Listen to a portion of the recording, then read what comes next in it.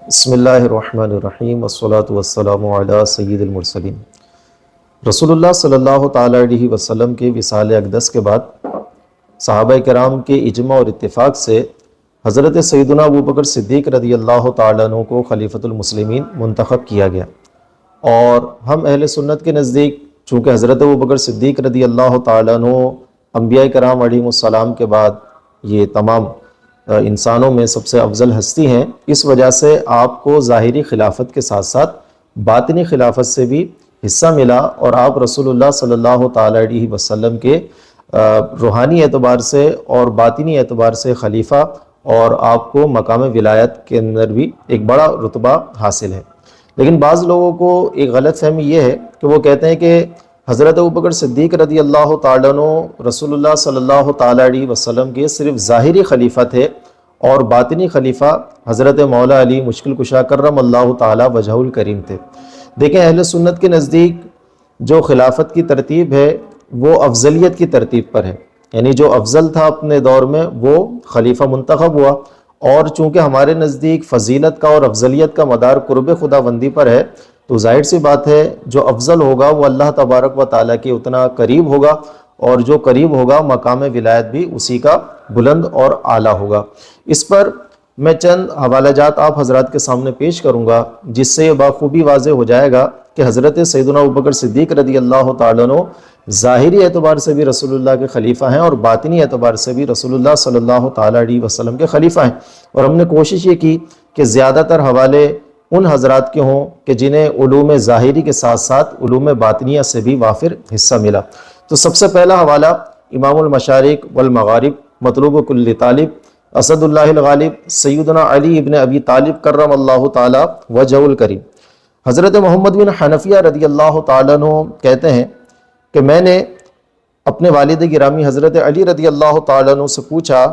کہ نبی پاک صلی اللہ تعالیٰ علیہ وسلم کے بعد تمام لوگوں میں سب سے افضل کون ہے؟ تو آپ نے فرمایا کہ ابو بکر۔ میں نے عرض کیا پھر کون؟ فرمایا کہ عمر رضی اللہ تعالیٰ عنہما۔ حضرت ابو جحیفہ رضی اللہ تعالیٰ عنہ سے روایت ہے، وہ کہتے ہیں کہ ایک دفعہ مولا کائنات رضی اللہ تعالیٰ عنہ ممبر پر تشریف فرما ہوئے، اللہ تعالیٰ کی حمد و ثنا بیان کی، اور نبی پاک صلی اللہ تعالیٰ علیہ وسلم کی تعریف اور آپ پر درود بھیجنے کے بعد ارشاد فرمایا کہ اس امت میں نبی پاک صلی اللہ تعالیٰ علیہ وسلم کے بعد سب لوگوں سے بہتر اور افضل حضرت ابو بکر ہیں، اور ان کے بعد دوسرا مرتبہ حضرت عمر رضی اللہ تعالیٰ عنہ کا ہے۔ یہی حضرت ابو جحیفہ رضی اللہ تعالیٰ عنہ بیان کرتے ہیں کہ ایک دفعہ میں حضرت مولا علی کرم اللہ تعالیٰ وجہہ الکریم کی بارگاہ میں حاضر ہوا، تو آپ اپنے گھر مبارک میں موجود تھے۔ تو میں داخل ہوا اور میں نے عرض کیا، اے رسول اللہ صلی اللہ تعالیٰ علیہ وسلم کے بعد تمام لوگوں سے بہترین۔ انہوں نے حضرت علی کو خطاب کیا، تو حضرت علی رضی اللہ تعالیٰ عنہ نے فرمایا کہ ابو جحیفہ صبر کرو، خبردار میں تمہیں بتاتا ہوں کہ رسول اللہ صلی اللہ تعالیٰ علیہ وسلم کے بعد تمام لوگوں میں افضل کون ہے؟ فرمایا کہ حضرت ابو بکر ہیں، اور پھر حضرت عمر رضی اللہ تعالیٰ عنہما کی ذات گرامی ہے۔ دیکھا آپ حضرات نے کہ یہ حضرت علی رضی اللہ تعالیٰ عنہ کتنے واشگاف الفاظ کے اندر حضرت ابوبکر صدیق رضی اللہ تعالیٰ عنہ کی افضلیت کو بیان کر رہے ہیں۔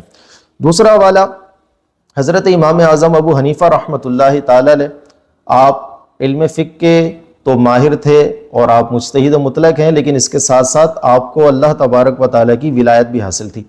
حضرت امام اعظم رحمۃ اللہ تعالیٰ علیہ ارشاد فرماتے ہیں، رسول اللہ صلی اللہ تعالیٰ علیہ وسلم کے بعد سب لوگوں سے افضل حضرت ابوبکر صدیق رضی اللہ تعالیٰ عنہ ہیں، پھر حضرت عمر بن خطاب، پھر حضرت عثمان بن عفان، پھر حضرت علی بن ابی طالب رضی اللہ تعالیٰ عنہم اجمعین۔ اس کے بعد ایک اور حوالہ حضرت شیخ عبد القادر جیلانی حضور غوث اعظم رضی اللہ تعالیٰ عنہ کا۔ حضور غوث اعظم رضی اللہ تعالیٰ عنہ ارشاد فرماتے ہیں کہ تمام لوگوں سے افضل حضرت ابو بکر ہیں، پھر حضرت عمر ہیں، پھر حضرت عثمان اور حضرت علی رضی اللہ تعالیٰ عنہ ہیں۔ اور مزید حضور غوث اعظم رضی اللہ تعالیٰ عنہ اہل تشیع اور روافظ کا تذکرہ کرتے ہوئے فرماتے ہیں کہ روافظ کے عقائد میں یہ والی بات ہے کہ وہ حضرت علی کو تمام صحابہ کرام پر فضیلت دیتے ہیں۔ مزید آگے حضور غوث اعظم رضی اللہ تعالیٰ عنہ فرماتے ہیں کہ یہ جو رافضی اپنے آپ کو شیعہ بولتے ہیں، اس کی وجہ یہ ہے کہ یہ اپنے آپ کو تکلفاً حضرت علی کے گروہ کے اندر شامل کرتے ہیں، اور حضرت علی کو تمام صحابہ کرام کے اوپر فضیلت دیکھیں۔ محترم ناظرین کرام، یہ حضور غوث اعظم رضی اللہ تعالیٰ عنہ کا ارشاد ہے، اور آپ حسنی سید ہیں، لیکن اس کے باوجود وہ فرما رہے ہیں کہ تمام لوگوں میں رسول اللہ صلی اللہ تعالیٰ علیہ وسلم کے بعد افضل ترین ہستی حضرت ابوبکر صدیق رضی اللہ تعالیٰ عنہ ہے۔ یہی اہل سنت کا صاف اور ستھرا عقیدہ ہے، جس کو ان حضرات نے واجگاف الفاظ کے اندر بیان فرمایا۔ حضرت ابوبکر صدیق رضی اللہ تعالیٰ عنہ کی باطنی خلافت اور مقام ولایت پر مزید اہل اللہ اور اہل معرفت کے حوالے ملاحظہ کیجیے گا۔ حضرت شیخ عبد الرؤف مناوی رحمۃ اللہ تعالی علیہ تحریر فرماتے ہیں، قطب وہی غوث ہوتا ہے، اور وہ اپنے زمانے کے اولیاء کا سردار ہوتا ہے، اور کبھی وہ خلافت ظاہری بھی حاصل کر لیتا ہے، جیسا کہ اس نے خلافت باطنی حاصل کی ہوتی ہے، جیسے حضرات شیخین کریمین حضرت سیدنا ابوبکر صدیق، حضرت عمر، حضرت علی المرتضیٰ کرم اللہ تعالی وجہہ الکریم، حضرت امام حسن، حضرت عمر بن عبد العزیز کو خلافت باطنی کے ساتھ خلافت ظاہری بھی ملی۔ یہی امام عبد الرؤف مناوی شیخ اکبر محی الدین ابن عربی رحمۃ اللہ تعالی علیہ کے حوالے سے نقل کرتے ہیں کہ کتب میں کچھ وہ بھی ہوتے ہیں جنہیں ظاہری حکومت بھی حاصل ہوتی ہے، اور مقام ولایت کے لحاظ سے انہیں خلافت باطنی بھی حاصل ہوتی ہے، جیسا کہ حضرت ابو بکر، حضرت عمر، حضرت عثمان، حضرت علی اور حضرت عمر بن عبد العزیز رضی اللہ تعالیٰ عنہ۔ نقشبندیوں کے پیشوا حضرت خواجہ باقی باللہ رحمۃ اللہ تعالی علیہ فرماتے ہیں کہ حضرت رسول اللہ صلی اللہ تعالی علیہ وسلم کے بعد حضرت صدیق قطب ہوئے، اور قطب وہ ہوتا ہے جو اپنے وقت میں واحد یگانہ ہوتا ہے، جس کو غوث کہتے ہیں، اور وہ اپنے زمانے کا سردار اور وقت کا امام ہوتا ہے۔ حضرت امام عبد الباقی زرقانی رحمۃ اللہ تعالی علیہ ارشاد فرماتے ہیں کہ نبی پاک صلی اللہ تعالی علیہ وسلم کے بعد سب سے پہلے خلفائے اربعہ، خلفائے راشدین کی ترتیب پر مرتبہ قطبیت سے مشرف ہوئے، یعنی پہلے حضرت ابو بکر، پھر حضرت عمر، پھر حضرت عثمان، پھر حضرت علی، پھر ان کے بعد حضرت امام حسن، اور اسی پر جمہور اولیاء کا اتفاق ہے۔ ناظرین لفظ غور کیجئے کہ امام زرقانی فرما رہے ہیں اسی پر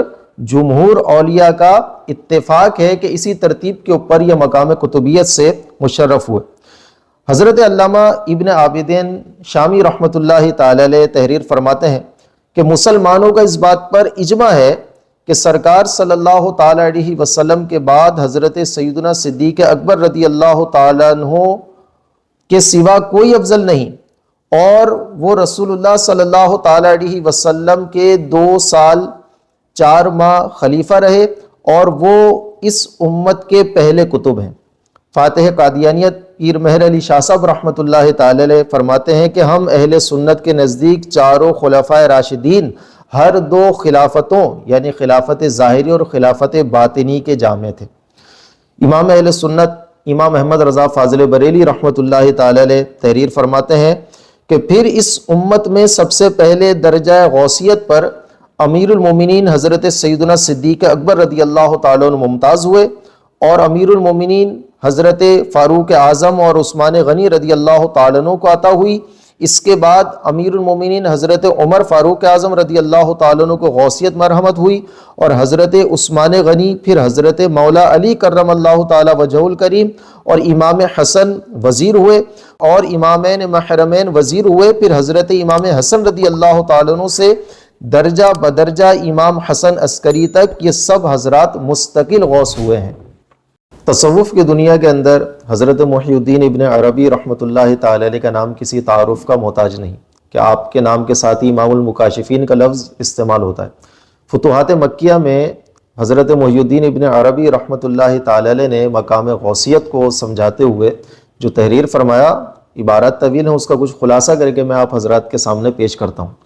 فرماتے ہیں کہ ہر دور کے اندر ایک قطب ہوتا ہے جس کا ایک نام ظاہری ہوتا ہے اور ایک باطنی نام ہوتا ہے، اور وہ باطنی نام عبداللہ ہوتا ہے، اور اس عبداللہ کے پھر 2 وزیر ہوتے ہیں، ایک کا نام عبد الملک ہوتا ہے اور ایک کا نام عبد الرب ہوتا ہے۔ فرماتے ہیں کہ رسول اللہ صلی اللہ تعالیٰ علیہ وسلم کے دور مبارک میں کتب تو ظاہر سی بات ہے نبی پاک صلی اللہ تعالیٰ علیہ وسلم تھے، تو حضور کا جو باطنی نام ہے وہ عبداللہ ہے، اور آپ کے دو وزیر ہوئے، حضرت ابو بکر یہ عبد الملک کے مرتبے پر تھے، اور حضرت عمر رضی اللہ تعالیٰ عنہ یہ عبد الرب کے مرتبے پر تھے۔ جب نبی پاک صلی اللہ تعالیٰ علیہ وسلم کا وصال ہوا تو پھر حضرت ابو بکر صدیق رضی اللہ تعالیٰ عنہ کا نام عبداللہ کر دیا گیا، اور حضرت عمر رضی اللہ تعالیٰ عنہ کو عبد المالک کے مقام پہ رکھا گیا، اور جو امام حضرت عمر رضی اللہ تعالیٰ عنہ کی جگہ پر آئے ان کا نام عبد الرب رکھا گیا۔ یہاں سے پتہ چلا کہ حضرت سیدنا صدیق اکبر رضی اللہ تعالیٰ عنہ کو مقام غوثیت کبریٰ سے بھی نوازا گیا، اور آپ کو باطنی طور پر بھی رسول اللہ صلی اللہ تعالیٰ علیہ وسلم کی خلافت حاصل ہے۔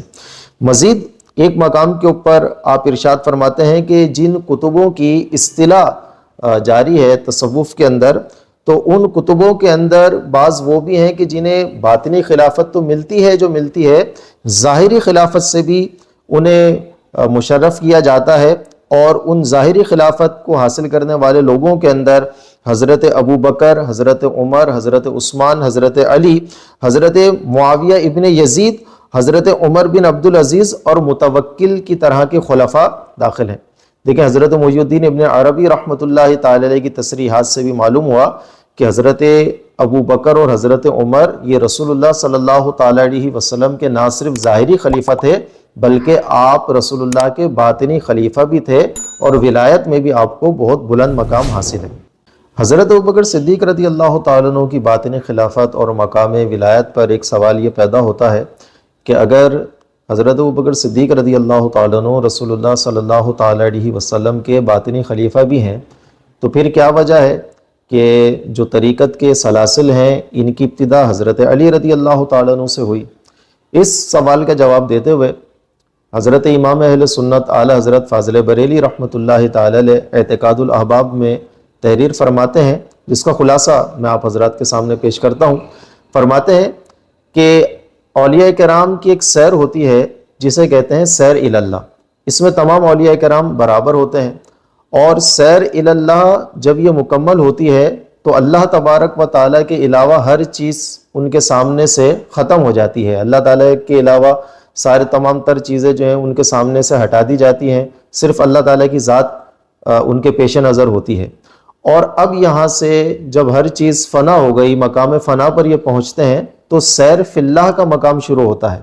اور اس کے اندر کوئی انتہا نہیں ہے۔ اب جو جتنا آگے جاتا رہتا ہے اس کو اتنا ہی قرب خداوندی حاصل ہوتا ہے، اور اتنا ہی اس کا بلند مقام ہوتا ہے ولایت کے اندر۔ تو فرماتے ہیں کہ حضرت ابو بکر و حضرت عمر، حضرت عثمان، حضرت علی یہ تب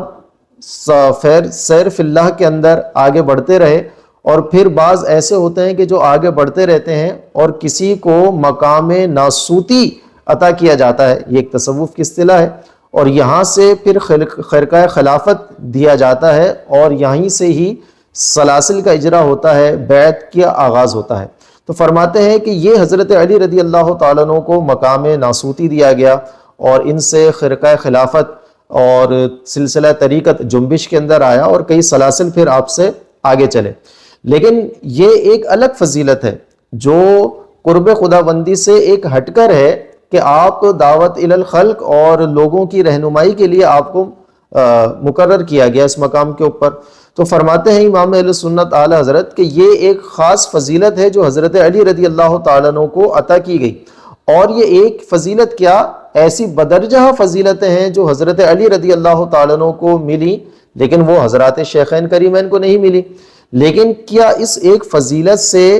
یہ مرتبہ حضرات شیخین کریمین سے بڑھ جائے گا؟ فرماتے ہیں ایسا نہیں ہے۔ وجہ یہ ہے کہ ہمارے نزدیک افضلیت کا جو مدار ہے وہ قرب خداوندی اور سیر فی اللہ پر ہے، اور وہ حضرت ابو بکر اور عمر کی زیادہ ہے بنسبت مولا علی کرم اللہ تعالی وجہ الکریم کے۔ اور اس کو پھر حضرت علی رضی اللہ تعالیٰ عنہ سے سلسلہ چلنے کو حضرت امام اہل سنت ایک مثال سے سمجھاتے ہیں کہ دیکھو اگر صرف سلاسل کا چلنا ہی یہ فضیلت کا باعث ہوتا تو حضرت علی رضی اللہ تعالیٰ عنہ کے بعد جو سلاسل چلے وہ امام علی مقام امام حسین رضی اللہ تعالیٰ عنہ سے چلا یا امام حسن بصری رضی اللہ تعالیٰ عنہ سے چلا. حضرت امام حسن مجتبی رضی اللہ تعالیٰ عنہ سے کوئی سلسلہ نہیں چلا، حالانکہ امام حسن مجتبی رضی اللہ تعالیٰ عنہ کا مقام و مرتبہ امام حسن بصری سے بالیقین عرفہ و اعلیٰ ہے، اور امام علی مقام امام حسین رضی اللہ تعالیٰ عنہ سے بھی آپ کا مقام بلند اور عرفہ ہے. لیکن پھر بھی سلاسل کا جو اجرا ہوا وہ امام حسن بصری سے اور امام حسین رضی اللہ تعالیٰ عنہ سے ہوا. تو پتہ چلا کہ صرف سلسلوں کا چلنا یہ افضلیت کا مدار نہیں ہے، اس کے اوپر افضلیت ڈیپینڈ نہیں کرتی، بلکہ افضلیت کا مدار جو ہے وہ قرب خداوندی اور کثرت ثواب ہے. اور ہم اہل سنت کے نزدیک یہ مقام و مرتبہ حضرت سیدنا ابوبکر صدیق رضی اللہ تعالیٰ عنہ کو حاصل ہے. اللہ تبارک و تعالی ہمیں صحیح عقائد پر گامزن رہنے کی توفیق عطا فرمائے. آمین بجاہ النبی الامین صلی اللہ علیہ وسلم.